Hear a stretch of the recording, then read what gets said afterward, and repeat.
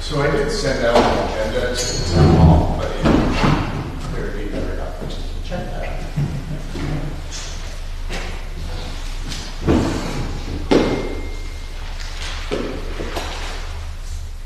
We should be extremely Allison? You got your verb and otherwise?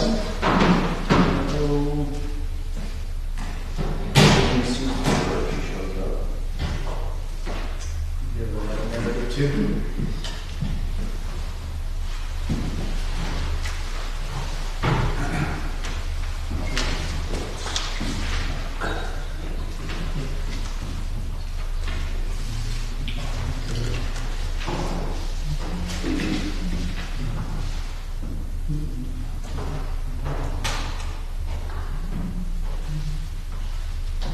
you have the ability to post to the website yourself, or do you have to send it in to Yeah, just send it up.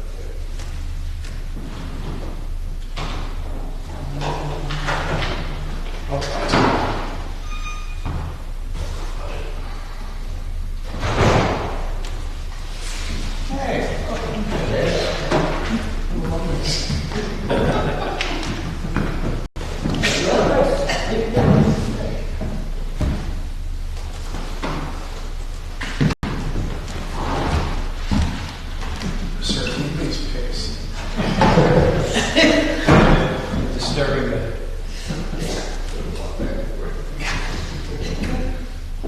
Sit right in front of the camera, actually. just beside your head.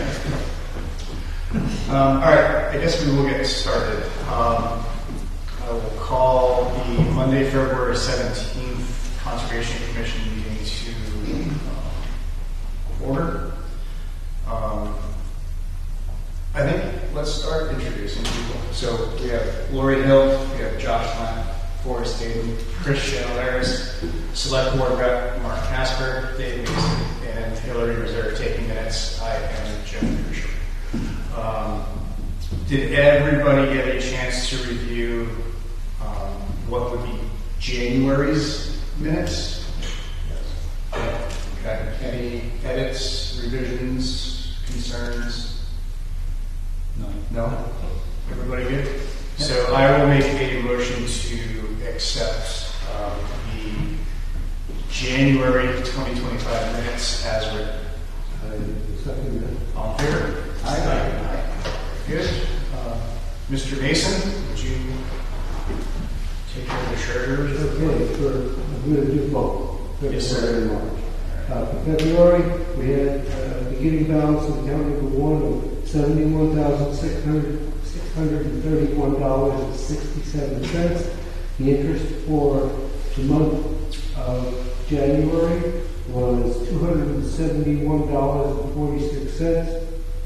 No deposits, no withdrawals. Ending balance for the month of January was $71,903.13. For account number two, our current use account, the beginning balance was $20,613.27. Interest for the month of January was $78.12. No deposits, no withdrawals. Ending balance was $20,691.39. So the total for beginning of January for both accounts was $92,244.94. Total at the end of the month was $92,594.52. I was going to report at that time that the prep check had been sent,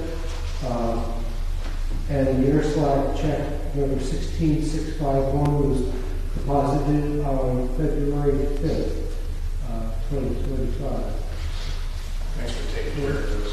For March, beginning balance of account number one was $71,903.13. Interest for the month was $244.48. No deposits, no withdrawals. Ending balance was $72,147.61. The account number 2 current use was starting at $20,691.39. Interest was $70.35. No deposits or withdrawals. Ending balance was $20,761.74. So for both accounts, the start of February was $92,594.52. And the total at the end of February was $92,909.35. PDIT rate for the current rate as of today was 4.38%, and the prep check was for $1,000 was deposited last Friday. And they sent us a thank you note also. Anybody have any questions for Dave? I will make a motion to accept both the February and March treasurer's report. I'll second. All in favor? I have one thing to add. Sure. After 32 plus years here in Newfields, my wife and I are going to be moving on. And it will be a couple of months probably before any transition or change is made in residency. So we'll be here, but not for much longer. So the Conservation Commission will be a member of treasury. Well, big shoes to fill. Dave. Yeah. I'm sorry to see you go. Yeah. And wish you best of luck. Yeah, we'll see how it goes. It'll be good. Where are you off to? This area. Oh, good. Nice. We're mainly East Kingston. That's it. Nice. It'll be nice. I'll throw a little party before you go. It is St. Patrick's Day. Okay, so getting into new business, and I think I had to do this last time too before, so I'm going to come to you on this one. So, Bill Meserve reached out to both Forrest and I regarding a potential open space that abuts the Overlook development. And Forrest, I'm going to let you take it from there. Sure. Yeah, Bill had mentioned this to me previously about some parcel of land that he had questions about. And I had asked him to do some digging on the title and deed of the property before presenting anything to us because we didn't have any information. He sent over a packet that had some information regarding the parcel as well as the deed and the history behind it. It was an open space that was deeded through the development process of the Overlook Drive development. And in the actual deed language, it was deeded to the developer, and then subsequently I checked on the New Hampshire tax kiosk, and it is owned currently by the Overlook Homeowners Association. In the original deed, it was deeded as open space with no definition, and Bill is interested in whether or not it could be counted as conservation land for the purposes of his EPA reporting. And he sent over a couple definitions that Newfields has in its zoning ordinance for conservation land as well as open public space, which the definition of that in the original deed doesn't really match up. So I'm not really sure where it's at. It kind of is a dead end unless one of us or Bill or somebody would like to try and reach out to the Overlook Homeowners Association and see about if they would like to transfer the ownership to the town as conservation land rather than as open space. They're not really paying any taxes on it or anything, so it is essentially conservation land, just under a different name that doesn't really match any of our zoning ordinance, so. What would be the advantage of switching it to conservation? What's it? As far as I can see, Mark, not necessarily a whole lot. I don't know what the actual, or if there are indeed restrictions on the open space as part of the development. That information could be way back in the minutes or something when that property was developed, but essentially, if it was owned by the town and conservation, there may be more restrictions on what could be done out there than there are currently, so there could be some value from that perspective to retaining the land as it is, although they wouldn't be able to develop it anyways because of the prior agreements, but it could give us some modicum of control over what goes on out there. It would also allow Bill to increase the acres of conservation in Fields holds that is labeled conservation for his EPA reporting. How big is the land? I believe it's around 40 acres, I think. How many? Around 40, I believe. Oh, 40 acres. That's a lot. Let me check. I don't want to put words in Bill's mouth, but I think when he initially started talking about it, he might have thought that it was deeded to the town. Correct. He didn't understand who So owned that it. was, Yeah, you would think if it's owned by that community, if it's under that community, it would be similar to whether it was an acre or 40. They have jurisdiction over what to do with that. 43 and a third. 43.3 acres. Do you know the lot number of the tax map? Yep. It is. Just a moment. Does that sound right? No. Does that sound like that if it's owned by that, or it's under their ownership? they owned. Yeah, so So it's tax map 208, lot 4. It's the primary lot of the development. The remainder of the lots are all 4 point whatever. So it's definitely a high value conservation piece. There's some wetlands delineated as well as some body of water that runs through it. But again, it was probably identified as the least developable portion of the property when they were developing it, and so they set it aside as open space. But the original team didn't have a lot of definition to that. So like Partridge Hill, et cetera, does it encompass the back parts of all the properties? There's kind of an open space side of that. It abuts back to Halls Mill Road. yeah. It touches Right, Halls well Mill that, Road. right, that was, yeah. Only Thanks. Yep.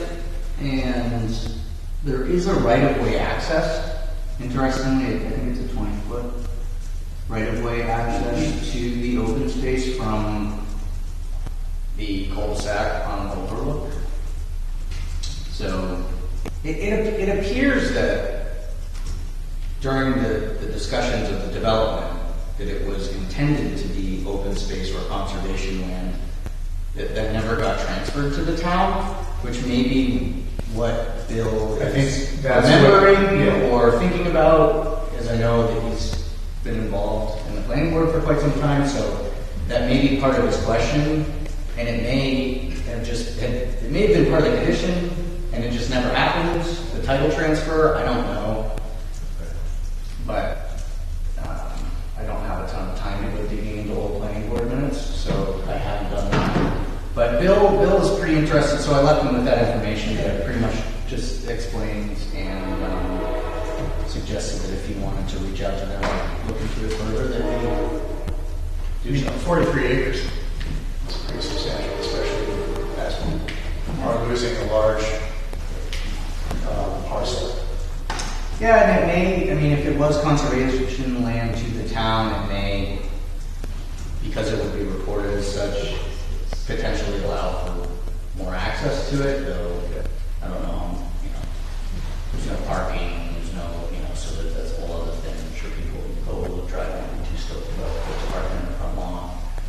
mostly water. Yeah, it looks like it's wet, and there's, Wiscasset River and then Yeah. everything's wet on either side of it. so. Yeah, right, I mean, that's pretty much that. I'm trying to think if there's anything else that's important about this, but. And I think that was the top one, you know. Yes, it was. Yep. So, Forrest essentially provided Bill with that information.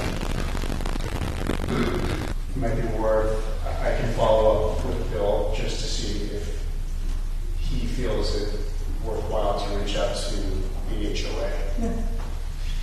It might be. If they were paying taxes on it, I would say that. Well, that's Right. But where That's this is. very open. yeah. Either way, I wonder. I wonder if the development needs to retain that to be conforming in some way. So I mean, there might like be- I said, I think there was probably more information and more items discussed around the time when the development went in as to why it ended up as an open space, what the open space meant. It was the deal that Falcon made. Correct. That's what I mean. So I don't know what that deal was, and it may have been that. And I don't know if The it's title. to do with town or. Correct. And so I don't. All the other ones seem to have that land that's associated, deeded back to the town, but I don't know. Maybe not. I don't think so. No. I think Archangel and, Runaway are all part of their, Part of the HOA. yeah. Well, that's interesting. Yeah. Sounds right. So it may just be that, I mean, that may just be how it is everywhere else then, too. But That's he all may right. be because right, and then encompasses the Wiscasset, so it's like. It's essentially conservation land, but it's not deeded as such, nor does it meet the definitions that the town has, and therefore it's kind of, Yeah, it's probably something definitely. kind of in a limbo. Yeah, it's in a limbo situation. So. Yep. Anything further on that? I got it.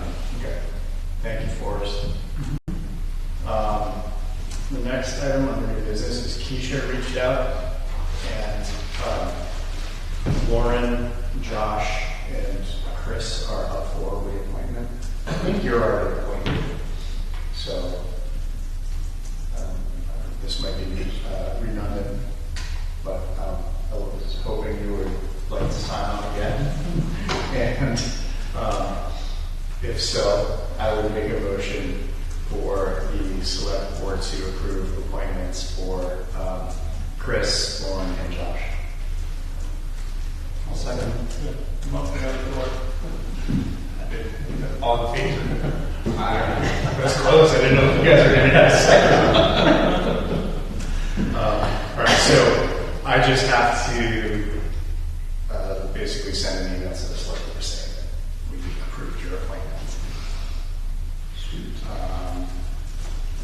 I think one other item under new business that's worth mentioning is that the commission did receive correspondence from the attorneys representing Burton Family Farm butters. We're acknowledging receipt. We have no further comment. Town council is preparing a response, and that's all we have to say about that. Yeah, that was that. Yep. So, did you have anything to add? Yeah, I have some things, yeah. What's that? I have some things, Yeah, so absolutely. We're ready. Yeah, you've got the floor. Oh, okay.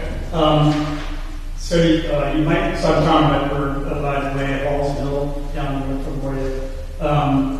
So in November, I agreed to go to the Swampscott salt marsh migration meeting they had with various towns and agencies up in New York. And Allison was there too, but then she didn't make the December meeting, so I came in here and talked about that a little bit, about kind of encroachment of the salt marsh into some properties here, with the main interest being, or one of the main interests being to have communication with those property owners. They have consistent message to them about just what might be occurring over 10, 20, 50 years, that time frame, with rising high tide levels, in and above other solar and lunar anomalies we talked about that affect the tide flood and storms. But the committee was going to come back with some questions, I think, and I don't know where that's at, if there was any, that I could present to those people, or Allison could,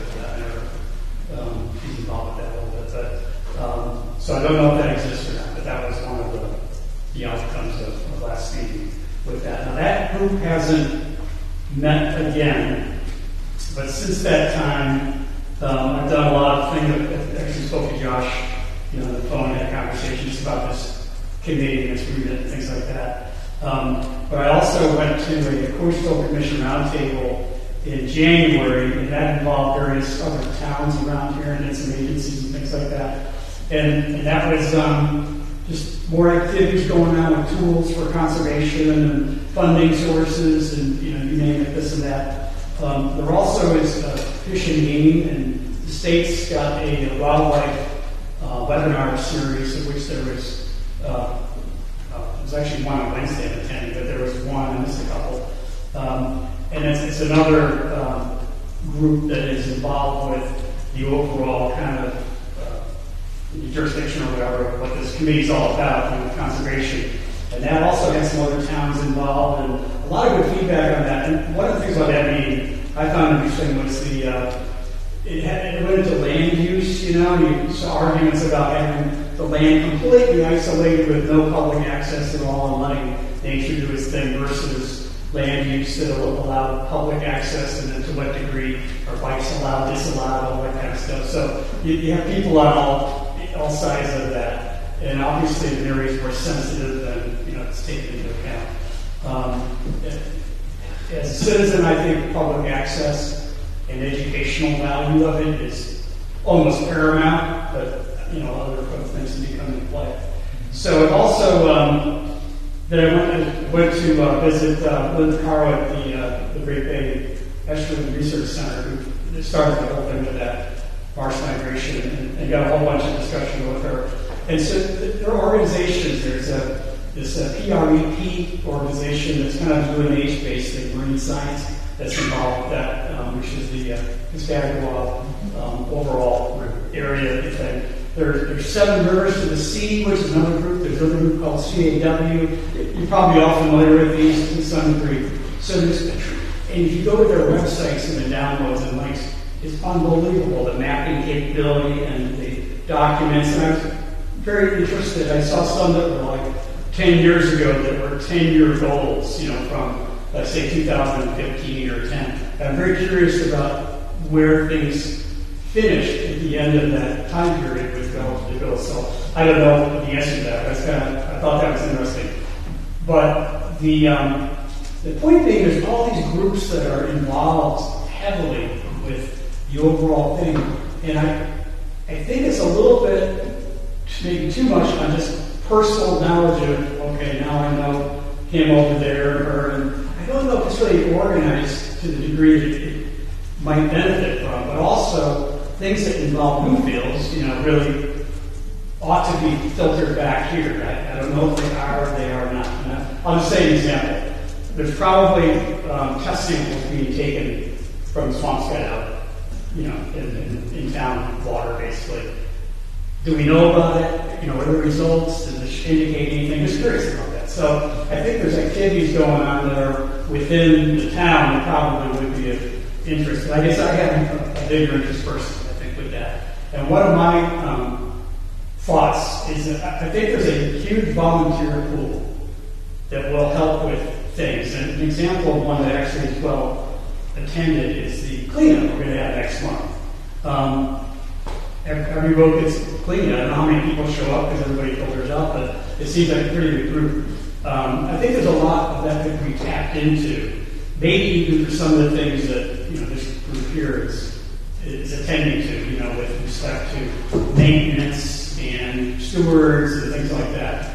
But without having the public know about what the real needs are and all that, It's not clear that anybody would sign up, they don't know. So one of the things I was talking to Josh Nelson about was, I think there needs to be a commission section to the community newsletter with some things in it. So we missed this edition by a day or something like that, because I was talking to Josh Nelson. We didn't really have anything for it. But I think the goal, at least between the three of us informally, was to get something in this newsletter and have it kind of maybe continuing. And I think the people at the Great Bay Estuary Center might want to throw something here too. I think there's a lot of good stuff from the Garden Club, there's a lot of good stuff from the library, but I think that this commission should have a role with that, and mentioning things, activities, but again, tying in maybe the volunteer efforts, that can be done. So I think that can be done. The other thing, a little bit unrelated to this perhaps, is that when we do the cleanup, I don't know who runs that, but I think there should be a one of those easel boards with some announcements of something that ought to involve volunteering that might have to do with land cleanup on one of these parcels or something like that. So I think that is a place to get at least 2 dozen or 3 or 4 dozen, 100 people show up aware of that, so that they can then volunteer to do that. But I think the volunteer pool involves maybe people like me and just retired, maybe people late in their career that have some more time, or families that have kids that want to get them off their cell phones and the internet for a couple hours. I think there's a lot of assignments in that regard. You got communication on that. So in addition to the newsletter, I think the town website could have some more materials on that, with events and things like that. Just kind of, make it more accessible, I guess, maybe. Not that it isn't, but make it accessible. Agreed. I have a kind of a 2-part comment. Yeah. Those more localized groups that you talk about, do you get the sense that there is communication between them, or are they all kind of acting as their own entity? I don't want to speak incorrectly, but I think they're probably not, because you have state, you got Department of Wildlife, Department of Interior, I think NOAA's involved. I think there's kind of a little bit of siloing, perhaps. So, but that's without any evidence. So. Right. No, and kind of like the second part of that is I've been part of the planning board for 7 years at this point, and there are so many acronyms that I have no idea what some of them mean. In fact, some of them use the same acronym as another. So I think, for the lack of a better term, dumbing that down to one point of contact, one source of information would help a lot. I mean, I don't know. But you have people come in and give presentations, and I'm like, well, wait a minute, who are they from? And again, I'm around this. I just think there's a ton of information out there. I just feel as though there needs to be a more concise way to be presented. I think the prep reports that they put together are a pretty great place to start for most people. I know that with those meetings and groups and projects that they work on, there's generally partnership between all of those agencies. I know that the Eelgrass project that I sat on as a member of the public for a little while, last couple of years, it's over now, but there was representatives from most agencies, DES and PrEP and, the Great Bay folks.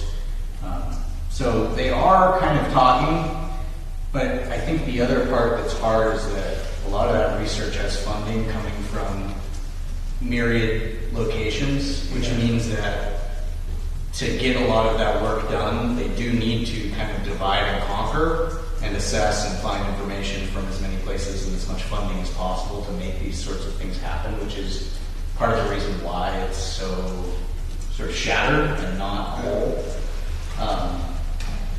But it does present challenges for transparency of information. But I do think that PrEP does a pretty good job of putting together their, I don't know if they're annual reports or every handful of years, but they just put out a really great report last April, I believe, or maybe it was 2 years ago now. It was the State of the Estuaries report that they do every so many years, and that was a really nice place to start for folks that might be interested. It has graphics, time comparisons over the last decade and farther. Yeah, that's where if anyone's interested, I recommend it myself. And we've had a relationship with PrEP for years. Yeah. I don't know if you caught, we just gave, we donated $1,000 a year to PrEP. And that, how long has that been going on? Long time. 3 or 4 years. Okay. Just same with SRLAC too. Yeah. Yeah. So, stuff. I mean, they're all resources for us. Well, the detailed fees were great, interest for me, but they have to do with funding sources maybe for something that maybe we want to do. Different kinds of spreadsheets they offered for land inventory assessments and things like that kind of prepared with the right columns and cells and all that good information. So there's a ton of resources that have been done to tap into. So with me, we're kind of talking last time that we had a liaison to that one group, but it seems like just by my talking here and bringing all this up, I can continue a little bit to try to see where the overlap was with what I think is the remit of the committee here and the town. Maybe I'm nervous that something's going on with Danbury too or something, but that's probably less of interest here. But I'd be happy to do that a little bit and get a few names and all that. And I wouldn't be surprised at all if a lot of these people. Allison certainly has overlap with some of them, but I'd be happy to continue on with a little bit, try to add some clarity to that. But I do think part of it would be the newsletter, getting that out, maybe getting Great Bay to contribute a little bit. And by the way, they can bring speakers. They can have somebody come in and talk about anything, might be interested. Conservation efforts. So it could go both ways. Yeah.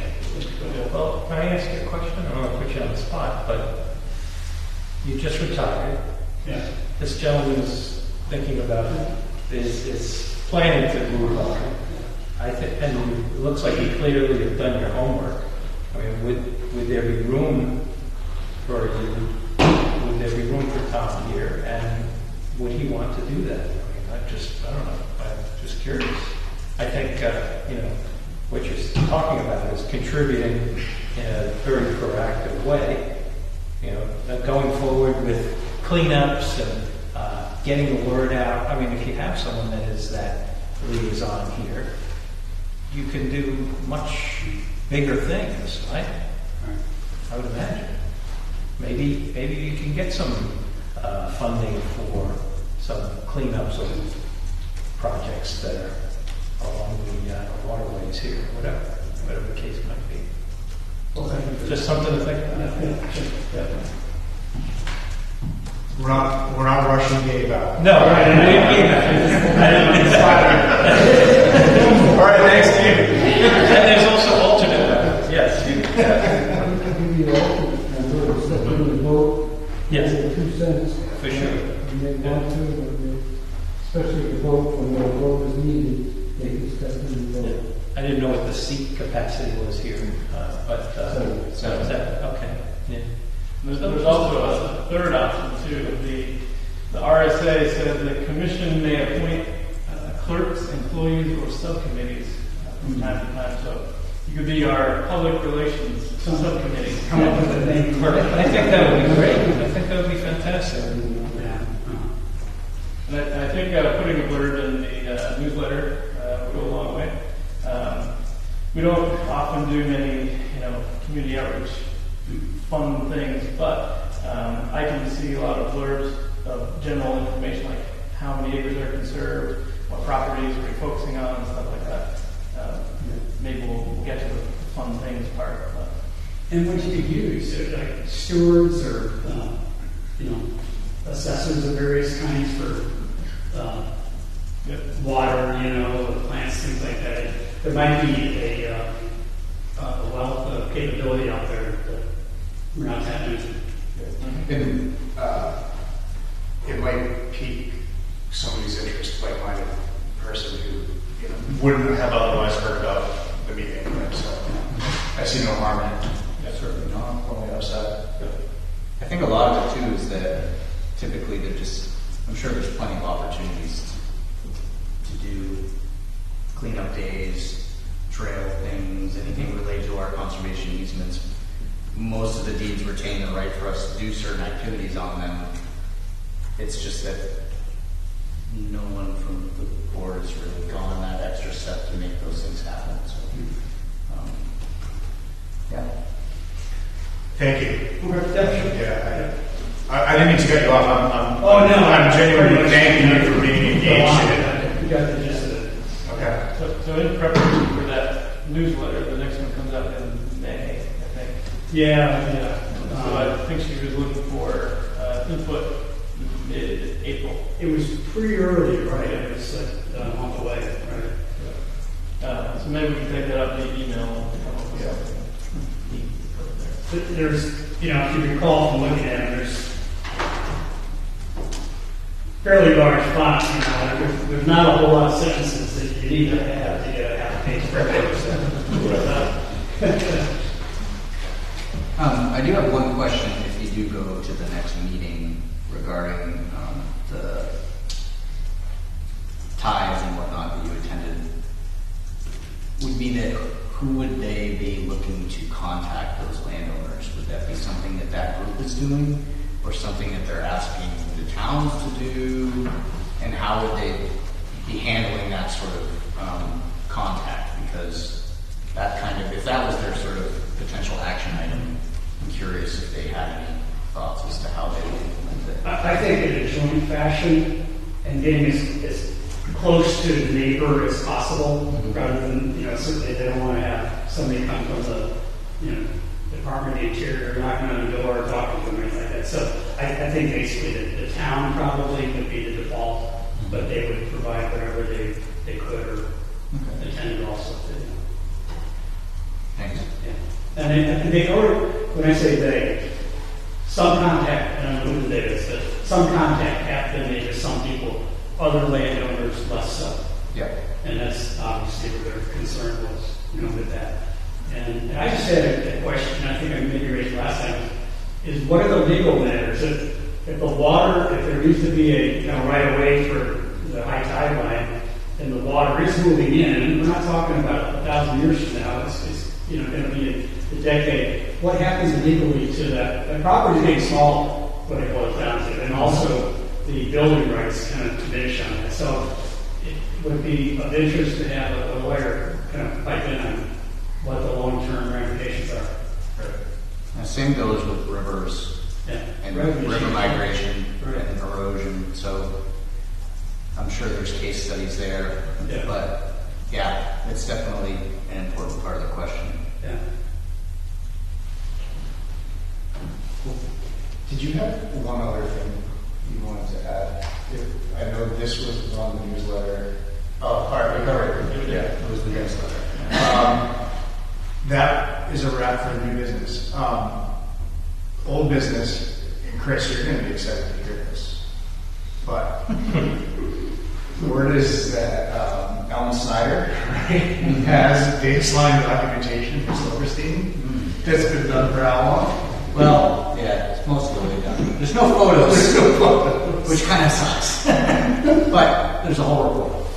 Yeah. So all we need to do is get photos. Yeah, And she was going to look, right? Yeah. She said she was going to look at you. She couldn't find anything. I asked her further. So to preface, Ellen Snyder from Newmarket happened to be reviewing our last Conservation Commission minutes from the previous meeting where we had mentioned the baseline documentation report, and she reached out to me saying that she had done most of those, and I asked if she had a copy. She sent over several files, PDFs of the report minus the photos. kind of half-baked. It has like 80%. It has all the information, just no photos, which typically are part of the baseline documentation, so you can see how things change over time, especially with regard to like corner posts and important boundary markers that might get covered in brush or whatnot, be hard to find. Helps you know what you're looking for. So it's almost all the way there, but I think one of the things to do as well is try and search where Aspen Sue. I don't know exactly, but I know that Ellen said she had kept like to-go files that she would come and take to go do her monitoring, which is common. And those files were kept in the town hall of the town clerk. And it was prepared in 2008, I think, or 2007, the original baseline report. So she said she kept the report in her little to-go packet, so I don't know if that exists somewhere. But the whole issue came up when, Because Sarah couldn't find it. well, when we added the other piece. Yeah, the boundaries changed. The boundaries changed. So I don't know if Ellen's even applied. Yeah, that's the old one. Which is what I saw that. And I don't think Ellen knows anything about that. Right, and that's very possible. I guess I thought that the baseline documentation report was missing prior to the adjustment. And That's right. That's how I understood it too. And then we subsequently also adjusted the boundary, which was a process, and then we never Updated the baseline. updated the baseline documentation report, Sarah had mentioned several times that there is no baseline documentation report. Well, no, I thought it was just about updating it. I guess I'm remembering it differently, which could probably be answered by going back and looking at her old easement monitoring reports. But as far as I know, she never had a copy of it. Regardless, that's a good point though, because if the boundaries have changed, it should have an updated one anyway. Right. So I think that we're kind of still in the same spot where we have the original, maybe most of the original baseline documentation report. We do need pictures, and there was a shift in the boundary. And so we could capture all of those with an updated baseline report from RCCD. So I think it was hopeful that maybe we would be good to go, but I think you're right that it probably would be good to just redo it or an updated one. Because there's a couple things. Because a good monitoring report with updated photos with that old one would probably be sufficient to go forward, but yeah, with the boundary change, we should probably do something. So, Which we're gonna. yeah. And Sarah recommended that. We do update it. Yeah. So at the very least, we should ask Keisha and Sue if they have a PDF copy in their email somewhere. So maybe we can ask them to search for that specific file name. Or physical files. I've yet in my years on the Concom to go down and ask where or if there are physical conservation commission files stored somewhere. So that is out of my wheelhouse, but it sounds like at one point they were. Given my understanding of how things go in town, I'm imagining that there's somewhere. Don't know where, but it's not often that they get rid of things. There are some down there just kind of scattered around in weird places Yeah. and not very organized. Right. But there are things in there. Right. We haven't had a fire. Yeah. Right. So, I'll take that action to reach out to them. okay. Thank you. That's great. And depending on your findings, we can then continue with Ariana at the district about getting the monitoring report for this year and the updated and a new or updated baseline report. Yep. I still have yet to contact Ariana about this year's reports, but I'll try and do that. Hopefully before the next meeting. be good to have some information from her. Just have to compile all the last year's reports and the deed and everything into kind of a packet and send it. It takes a bit of time for each one, but I'll try and do that for next month. Well, some progress. Yeah. It was exciting to even see that, because as long as I can remember, there was nothing. So even seeing that, I was like, we've got something, it was exciting. Okay, well, to be continued. Again. Dave, do you have any mail? Now, well, we have, Great Bay Matters, got the copy of that, and a note to Steve Chope, I guess, thanking him for his support and our support.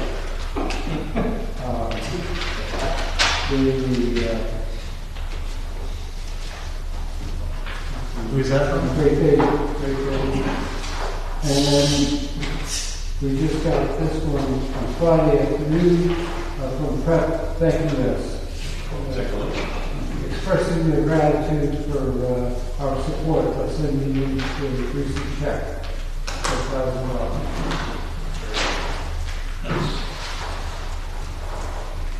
This is 2 months. You guys see Steve, make sure you thank him. Yeah. All right, anything else, anybody? All right, I will make a motion to adjourn at 7:46. Second? All in favor? Aye. Thanks, everybody. Is that? Tom, thank you. Yes, thanks, Tom. It might be. Yes, Let's see you in English. I just did that.